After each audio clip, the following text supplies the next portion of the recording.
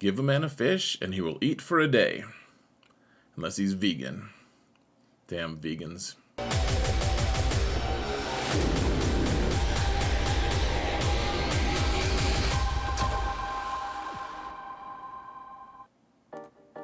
Hello everyone, and welcome to another episode of Xerath Insults Vegans, apparently.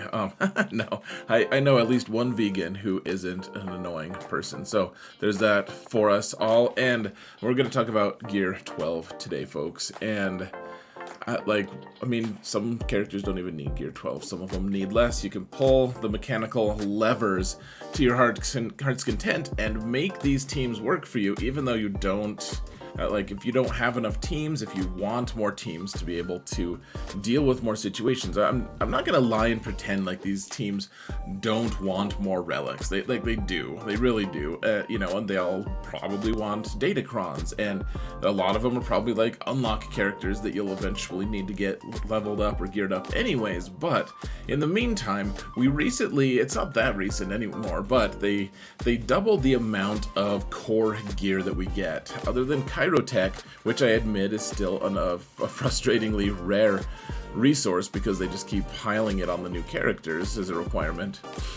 These teams are all teams that are like, well, yeah, like you can actually do pretty well and operate decently well with them because you have these different mechanical levers that you can pull that kind of defy the idea of needing more relics, and in some cases, in 2 cases at least that I can think of, you don't want more gear on them. In fact, so let's jump into it, folks. It's gonna be a good time, probably. Whoa, we're in the game. This madness. This is crazy. This must be my alt. Look at that really low GP. That's not that low anymore. Gosh, keep inflating that damn thing.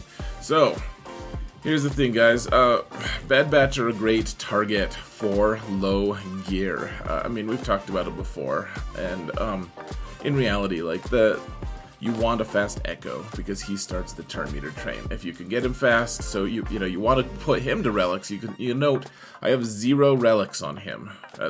He doesn't get datacrons. The rest of his team doesn't get datacrons, but I do have him very fast. And I don't know if this is realistic. This is all on my alternate account, just so you guys are aware. But yeah, so Echo, very fast. And, you just want him to outspeed people, because once he outspeeds people, he uses his opening special move where it gives everyone, it dispels all the buffs on your opponent, and it inflicts daze and healing immunity, and then for every buff dispelled, clones gain 5%, or Bad Batch allies gain 5% turn meter from that, which opens the door for your tech to go next and be able to go and stun everyone. Of course, your tech needs to be a speed that you can kind of catch up on. So if you're this team has niche uses, obviously, but I've used this team with the current gear levels here. I'll show you. These gear levels here can kill a full Relic 7 First Order team. Because they start with buffs, because sometimes you'll have someone who will give all of them advantage, for instance. And if you can go before all of them and dispel the advantage, that's 25% turn meter for everyone, including Tech, and Tech takes advantage of that. And he'll be able to stun everyone, and then you can get a 2-turn stun from Wrecker, and your opponents may potentially just not survive because you're doing, once Wrecker does his AoE, that gets defense up on everyone, and defense up means you start doing true damage, and true damage, every time you hit someone, it does true damage to all of them, and eventually the team just kind of melts, even though you have, Gear 9, Gear 8 on Wrecker. If you get hit, of course, if your opponent gets a turn and can punch you, then you just die, and it's horrible. But they're such a good control team that you can kind of just cycle through things. And so, Tech needs to be able to bridge that speed gap. So Echo goes, he gives Tech, however much turn meter, 10%, 5%, 25. Remember, he's got a couple things. So first off, his unique gives him an extra 10 total speed. You guys can decode that on your own, but it gives him an extra 10 speed if you put the Zeta on him. And then, I mean, my tech isn't really that fast. Like, he can't really keep up with that really fast Echo, unfortunately. Unless you're facing, like, Qui-Gon Jinn teams who all start with Foresight, and some of them start with other buffs as well. That's kind of your ideal target, or teams that start with high buffs and could potentially be slower than your Echo. So that's a team you don't need gear on until, of course, you go to unlock Lord Vader, and then all 4 of these first ones need Relic 5. Omega is not even Galactic Republic, but she wants to be on this team as well, because Bad Batch is going, like, her tag as Bad Batch is going to help with Wrecker, and Wrecker is going to need 10 stacks. You guys, if you read Wrecker's kit, you need 10 stacks to start to be able to do the 2-turn stun. It's very important. Also keep in mind, in 3v3 this has limited use, and if you are using them in Conquest, you need something to keep them alive long enough to actually get a turn. So limited use, but I mean, you want a fast Echo. The rest doesn't really matter that much. My tech is the next priority to get him a few gear 12 pieces, or gear 13 pieces, whatever you want to call them, just to add some more speed to him.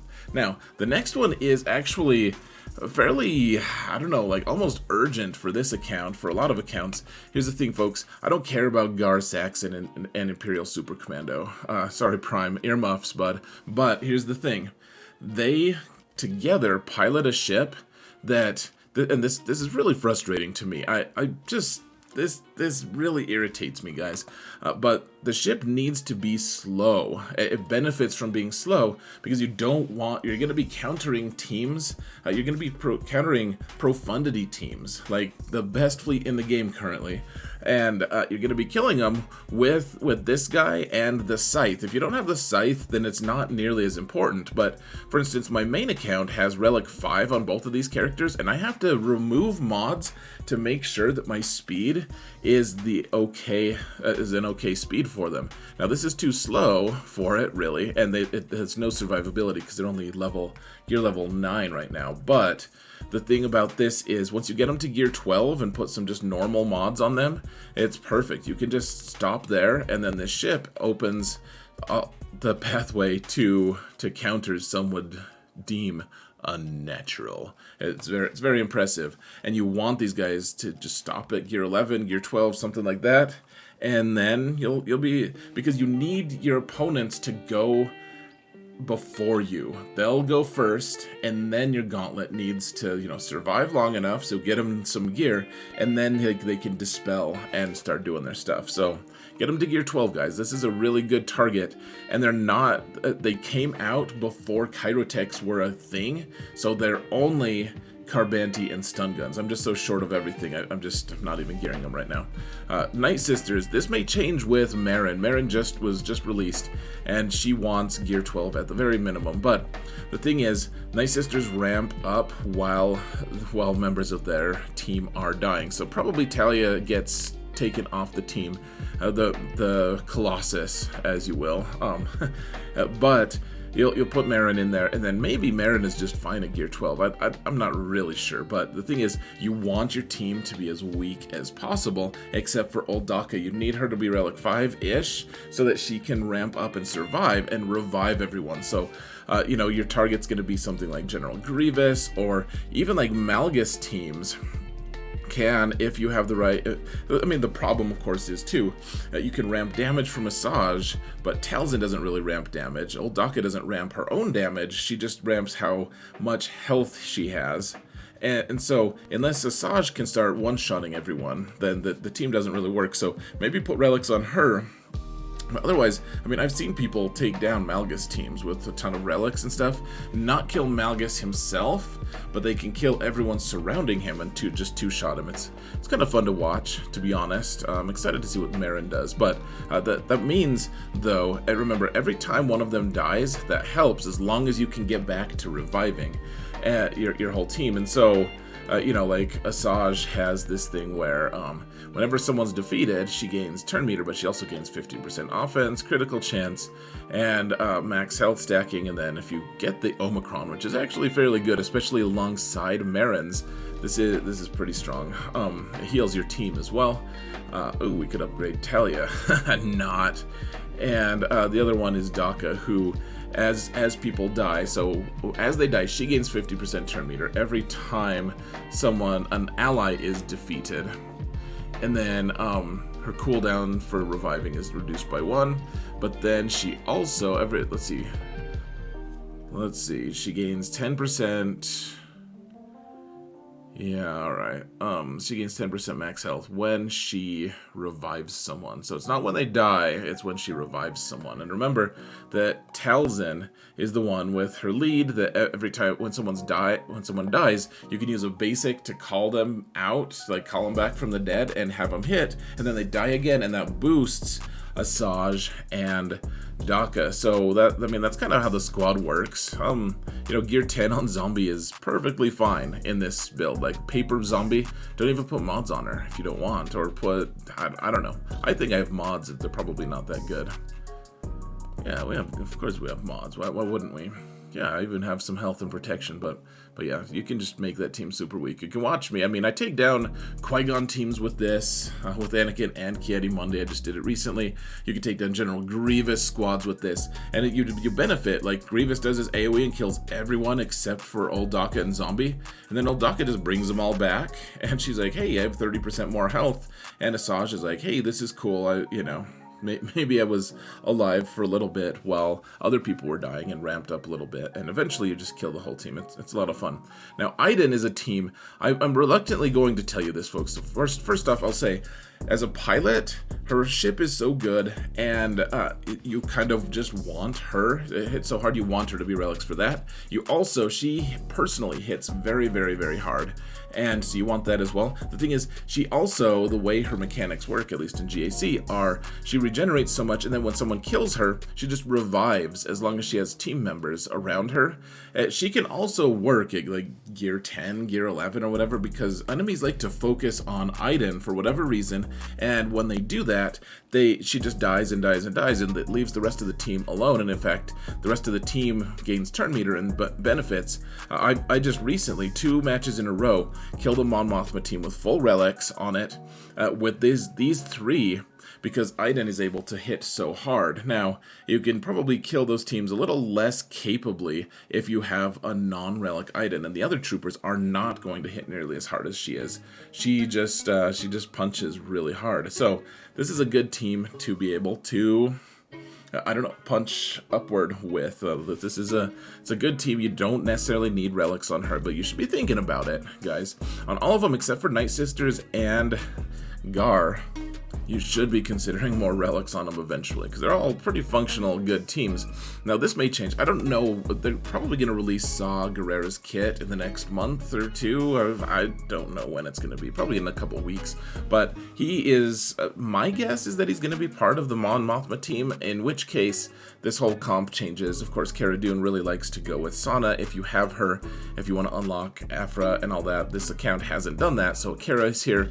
You can replace Cara pretty easily with Biston, to be honest, and a lot of people will have Relic Biston because of the Profundity unlock, but one way or another, this team, the reason this team works even at gear 12 is, yes, they want more stats, they love those stats, because Mon Mothma has all of the shared stats and everything from her leadership. Even though it just looks like 8%, doesn't look like that much, it really does add up to be quite a bit, and it gives them a lot of it gives them potency and tenacity and even defense. It's a lot, guys. But so they like the relic levels. Like, I have a relic 7 because of Datacrons at one point. Her tier 2, I think, or level set 2 had one that was really nice. But the thing about it is, guys, you can contrive to have this team get endless turn meter, in which case you don't need relics, you don't need anything. As long as you can do enough damage, your opponent just doesn't get turns. You just take infinite amount of turns and eventually win. So you don't need them to be higher than gear 12. You can have them even lower than that. Of course, you want Kyle as an unlock character for Starkiller to be relicked. Mon Mothma's an unlock for a couple Galactic Legends at this point, I think. Maybe just one Galactic Legend in a ship, I don't remember. But one way or another, you don't need these guys to be high relics. I would eventually love that because it boosts their damage, it boosts boosts their versatility on a lot of things, but they work just fine for me. Lately, I've been putting them on defense for stupid reasons, but I do like them on offense. They clean up Galactic Legends really nicely. They do a lot of stuff, and then you have a functional team. You put them on defense, and as long as someone's faster than them, they just kind of wipe the team out because they don't have any kind of survivability. But, yeah, there it is. So, all right, here's one that's a little more... I don't know, this is going to be a little expensive anyways, because lately we've needed Zetas on every character, at least 1 or 2. Zorii needs 2. She also needs an Omicron. Once you put those 2 things on her and get her, like, you don't even need the Omicron, to be honest. The Omicron's nice, but I've seen the results a few times, guys. Now, someone pointed it out to me in one of my videos in the comments, and I was like, oh man, that makes so much sense, because I've been putting, on this account, I've been putting Ewoks on defense, but I just can't afford the gear right now. But once I get them all to gear 11, gear 12, this team does a lot of work. The only exception and bad thing is you want a Zeta on Finn, and you probably want both of Zorii's Zetas. You might be able to get away with no Zetas on the Resistance Hero Bros, but you kind of, I don't know, I already had them on there for other reasons. This is a really, really strong team on defense if your opponent doesn't know what the heck they're doing. If they do, like, this team will get deleted, just like the fully relicked version of this team. But there's a reason to gear up Zorii, even if you don't have Rey. This team is pretty good, especially at just gear 12. And let's see, I think you need Kairos for Zorii and the Hero Bros. And if you don't want to do that, like, you could probably swap out Resistance Hero Poe with, like, R2-D2 or something like that. Someone who's Resistance that you don't really need. So this is just the team that I would be running if I could get a little more gear for them. Now, okay, this isn't a statement on saying that Trench is bad. I know it says with scrubs. I am actually working on Trench and Dooku right now. Don't mind that. Well, did they even... Is it showing my favorites tag? I don't know. They should both be favorited because I'm working on both of them. But on this account, the idea being you want a relic Grievous, but then he has this really cool move where, let's see, I think it's his unique. If you put the Zeta on there, whenever a droid or separatist ally is defeated, Grievous dispels all debuffs on himself, resets all ability cooldowns, and gains 1 bonus turn. So you could, what I really like to do with this squad, folks, is kind of like put Newt on there too if you can spare Newt, because then he dies twice, but you want to stagger their survivability. So with the opponent, when you're facing them, they'll kill one of your friends and then you do an AoE and just blender them, and then they kill another one of your friends and you AoE and blender them, and then they kill another one, and you eventually just kill them through bonus turns, and the rest of your team just dies, and it's horrible banners, but it's very effective to be able to get what you need for only 1 relict character. And that's the reason I put these other characters here, is because they're not relict, they're kind of just staggered, like probably Trench dies first, okay, goodbye, and then, you know, Poggle or Geo Soldier dies next. You don't want them to all die to 1 AoE or something, but I mean, you could. You just want to make sure that whatever is happening, that if your opponent is killing them 1 by 1, which is what you want, Grievous is able to just blender them and eventually come out the victor. So, I mean, yes, granted, his team with relics, with all the droids and stuff, is very, very good.